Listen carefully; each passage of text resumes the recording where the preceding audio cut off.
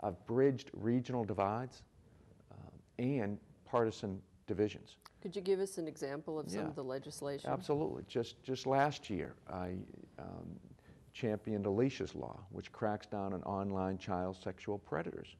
And I reached across the aisle to gain Republican support for that because 20,000 computers in Virginia contain child pornography.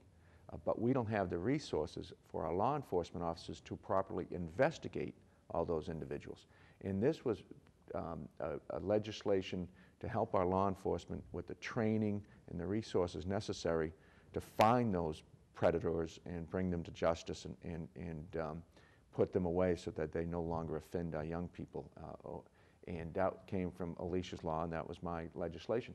A year before that, I championed Business One Stop, which allows small businesses to start up here in Virginia free of charge over the internet, so you don't have to spend time with forms and costly hiring a lawyer and so forth. And that was actually my legislation. It was recognized by the National Federation of Independent Businesses as well as the Northern Virginia Technology Council. It was a strong piece of legislation. In addition to that, public safety issues, I cracked down on drunk drivers. And so in a number of areas, I have a body of work that recognizes obviously not only who I am, what I'm about, what I want to do, but also demonstrates my ability to reach consensus, reach across the aisle, reach across regional divides, you know, from Southwest Virginia to Northern Virginia to Hampton Roads to Central Virginia. So, and then the mission statement, you know, why should voters choose Brian Moran? Well, I've laid out some specific proposals of how we move Virginia forward. Okay, how give do me we your get top this, 6. Good.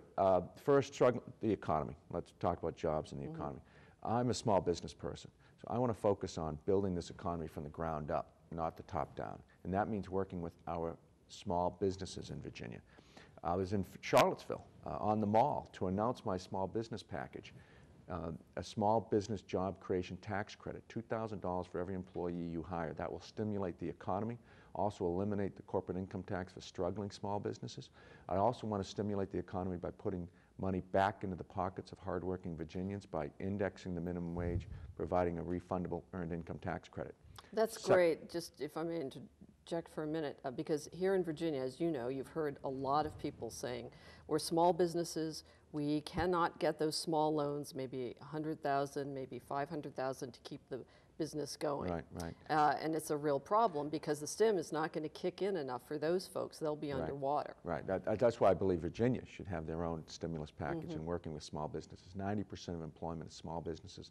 You know, I've traveled all over Virginia, main streets all across Virginia, Main Street in Bristol, Broad Street in Richmond, Granby Street in Norfolk. I want those small businesses to stay open.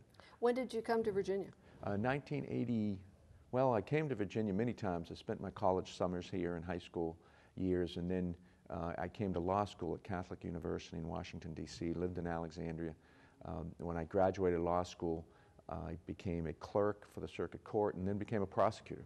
I prosecuted in Arlington County for 7 years, and that's when one night 15 years ago, Mark Warner encouraged me to run for the House of Delegates. Is that where you became particularly sensitive to issues of rape and child abuse and so forth during your work at that time? Right, as prosecutor, I became obviously very knowledgeable about victims' rights, and I have a long record in the legislature working with victims and victims' rights. And also, you know, our criminal justice system is not just about punishment, but it should be about prevention. And I want to work, and I have, on issues with respect to more drug courts, drug prevention programs and treatment, mental health. You know, before I became